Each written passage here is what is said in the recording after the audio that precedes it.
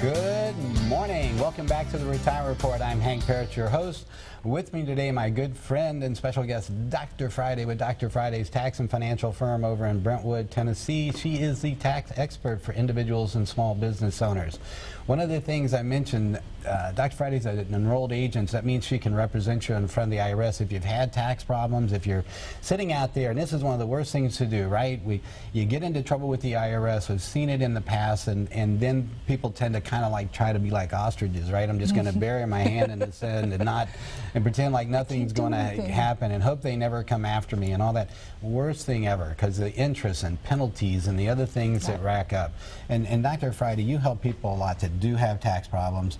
What do you find? I mean, when they come in the first time, and I mean, one of the best things is there's always a solution, right? So like you said, right now they've been throwing those letters in drawers. They've been just avoiding the Internal Revenue Service, thinking that if they avoid them long enough, kind of like a bad cold is going to go away, right?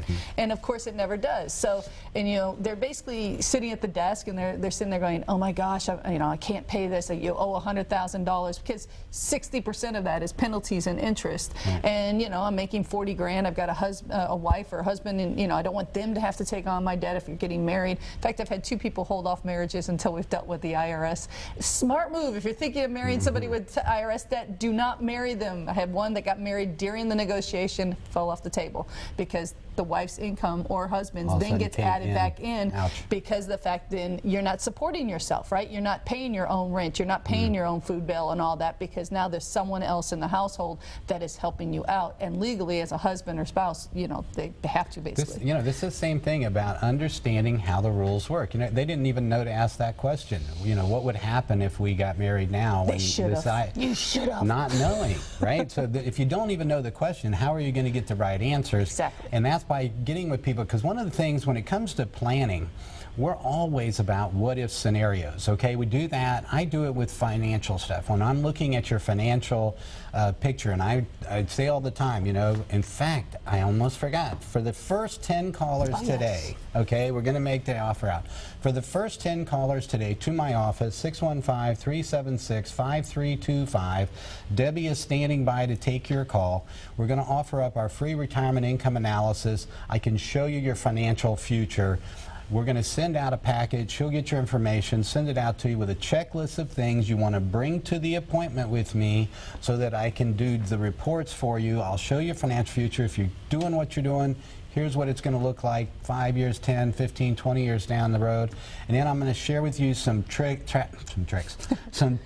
I'll get it out, some tips on how you can improve that, all right? And we'll also send you a copy of my book, 7 Steps to Financial Freedom in Retirement. And you get Dr. Friday as well, okay? So if you come to the appointment, if you want Dr. Friday there, if you want to go over your taxes, it's getting towards the end of the year and you're thinking, this might be a great time, right? Come in with your tax returns. Let's take a look at your taxable situation for this year and see if there's some things we can do. Maybe throwing some money into an IRA, maybe doing Roth conversions before the end of the year. Maybe it has to do with contributions into your 401k. Do you have after-tax contributions? There's a lot of things we're going to talk about this morning on some of these tips. All of that we'll cover also if you want to come into the office, bring your stuff in and get a plan specifically for you. This is what we'll be able to help you with. And this is the time of year, right? If you're going to be doing those things, you got to get them in before the end of the year. And again, one of the biggest tricks we do with a lot of people that are on either fixed incomes or maybe you're on retirement already, and it's tough to meet the standard deduction because it's over $12,000, $12,300, $12,600 next year, I think. So, but doing it where we basically pay every other year. It's very simple. So you pay your property tax. You have to usually pay it by January or February anyways. So you basically pay one in January or February, and then you pay the other one in December. You don't pay it the next year. You do the same thing with your contributions. Now, if there's RMDs and you're taking required minimum distributions, hopefully that will be on the account so that we'll be able to take it right from your RMD directly to, that's still your best bet. Even if it's a matter of being able to itemize or not, dollar for dollar, your best bet is if you can take your money right out of your required minimum distribution, give it to the charity, still your best situation. Hank's great at helping you figure those kinds of things out, because that's the things we're really, you know, sometimes people say, oh, if I don't itemize, I'm not saving money. Remember, if you're itemizing, it means you're spending a lot of money. So it's, you know, it's great that you don't itemize. You still maximize the standard deduction. So if you're only spending $6,000 and you get 12, that's money in your pocket. So, you know, pushing that bucket just to itemize is not the best answer.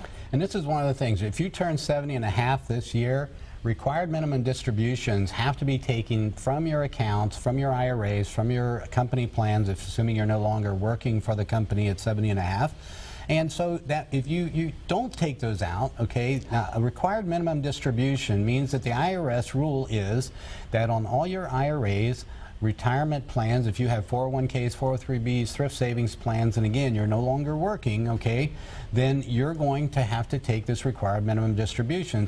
It's a divisor of 27.4 in that first year. You have to take it by the end of the year. Now, there is an exception, and I'll get to that in a moment, right? There's rules, exceptions to rules, and exceptions to exceptions.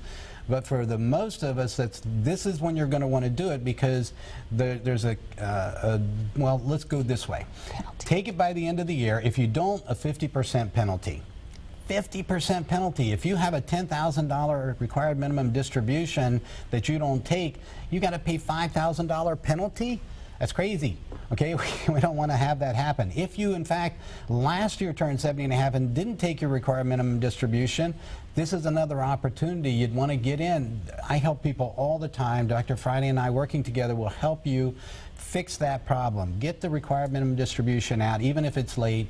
We send a letter in where there's a reporting methodology that you can go through. As long as you catch it before they catch it, correct it, and send in the little I'm sorry note, okay, that goes with it, the form that goes with it, then you can still avoid the penalty. And we've saved so many people. I lost count of how many people we've saved from having to pay penalties because of taking action. And that's the, you know, kind of the what we were talking about earlier about taxes in general.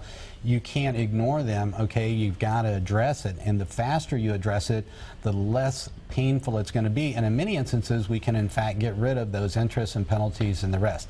So required minimum distributions by the end of the year if you turn 70 and a half. There is an exception. It allows you to carry it forward to April 1st of next year. However, if you do that, you're going to be taking 2 required minimum distributions next year. Which could be a good idea. That's exactly right. Sometimes that can be a great idea. I've got a client right now. We looked at his taxes. Yep. If he takes his required minimum distribution this year, it's going to create taxes for him and taxes on his Social Security benefits.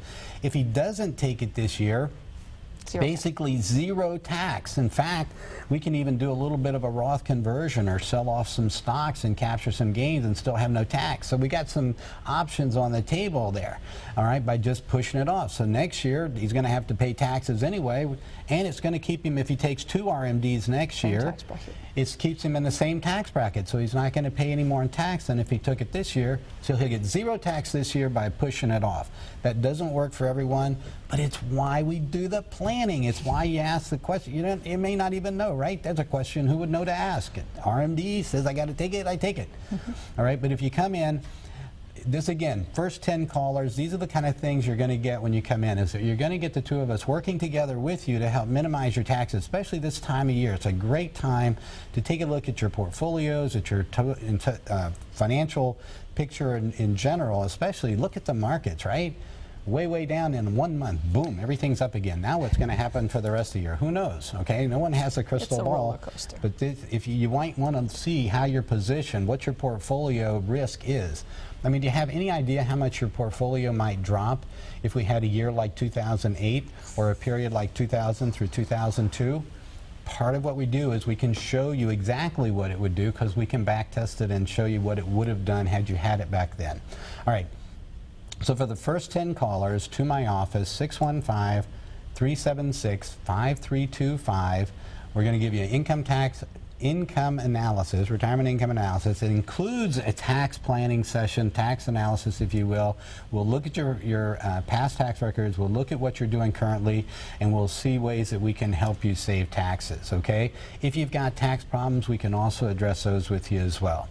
And also, so you call the office, Debbie's standing by, she'll take your information, send you out a letter with a list of things to bring to the appointment, and she'll also send you a copy of my book, a free copy of the book, 7 Steps to Financial Freedom in Retirement. And there's a chapter on tax planning. Be a tax master, IRA mastery.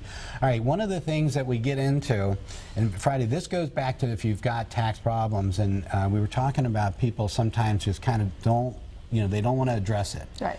And when it goes to auditing, which we talked about also, you don't want to, definitely don't, that's like, you don't, what they Operate on say about yourself. being your own attorney, right? Exactly. If you represent yourself, you have a fool for a client, something like that, I think was the old thing about Great one. attorneys. Leave it to you to have that one in your head. This is the same concept. Don't go in front of the IRS and deal with this. Get a representative to go out there and do that for you, who knows what the rules are, who knows what programs are available, that can help you minimize your tax bill, as well as make sure you're not going to end up in trouble, like bigger trouble. So one of the things we're going to get into when we come back is exactly what that would look like for you. So join us, and some more tax tips. We're going to show you how to reduce taxes. So join us here. We're going to be right back on the Retirement Report. Tax tip, or the on the part.